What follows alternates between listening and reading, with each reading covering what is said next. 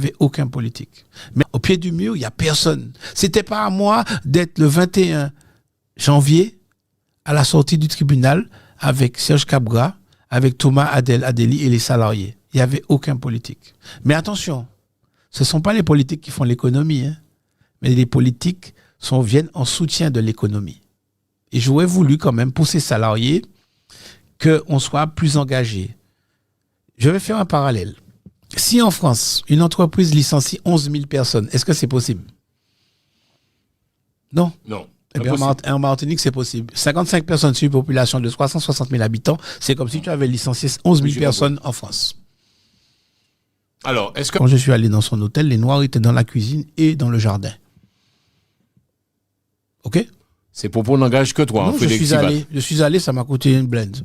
Je suis resté 3 jours. Tu as été dans l'hôtel. Je suis allé voir, pour voir. Tu as dit que tu es Frédéric Sivat? Je me suis présenté, j'ai dit, je suis Frédéric Sivat, je suis en compétition avec votre patron pour l'hôtel Batelière. Je l'ai dit tout le temps.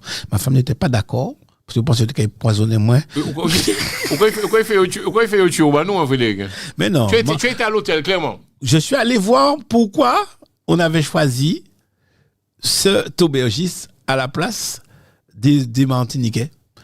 Wow. Il y a un très bel hôtel, mais on est capable de faire autant. Même mieux. Ça m'a fait mal. Alors, ça ne me gêne pas que ce soit un Guadeloupéen. Tu as payé cher? Tu as payé combien? Très cher. Je ne peux pas le dire. Mais je suis allé là-bas. Tu es resté là combien de jours? 3 jours. Est-ce que ça la mérite d'être vu, vécu? Mais est-ce que c'est beau? Sois franc avec nous. C'est très beau, mais nous, Martiniquais, on est capable de faire aussi bien. Tu aimes la Martinique, hein, Frédéric? Tu es patriote, c'est-à-dire que tu aimes Mada, c'est au sang Martiniquais. Regardez, mais oui, frère, c'est normal. C'est ça qui nous a vu naître, c'est notre pays. On ne peut pas laisser tomber notre pays. Et je te disais ça tout à l'heure, il y a une révolution sociale, mais il faut une révolution économique. Et il faut que chacun de nous, qu'on puisse prendre part au projet économique.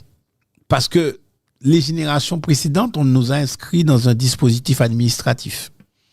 Il faut que les nouvelles générations puissent s'inscrire dans un dispositif économique. À t'entendre parler, Frédéric Sivat, le pays a changé, les codes, même quand tu as parlé tout à l'heure du RPRAC, avec beaucoup de respect, tu as parlé de